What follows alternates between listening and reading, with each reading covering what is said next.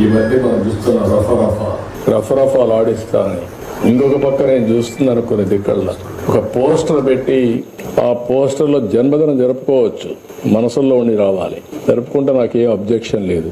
అదే సమయంలో ఫ్లెక్సీ దగ్గర నిషేధమైనటువంటి జంతు బలి చేసి ఆ జంతువును పైకి తీసి బ్లడ్ చల్లడం అంటే సమాజాన్ని భయభ్రాంతులు చేయాలనుకుంటున్నారు. ఆ రోజు కూడా మీరు పోలీసు వ్యవస్థ గుర్తుపెట్టుకోవాల్సింది, ఏదైతే వివేకానంద రెడ్డి గారిని చంపినప్పుడు బయట ప్రపంచాన్ని నమ్మించారు హార్ట్ అటాక్ అని, అందరం నమ్మాం.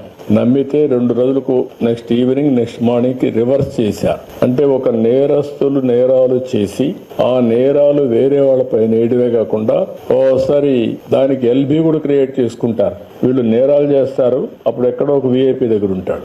అంటే నేరం జరిగినప్పుడు వీటి మీద కేసు పెట్టనీయకుండా చేసే తప్పుడు పనులు ఇవన్నీ.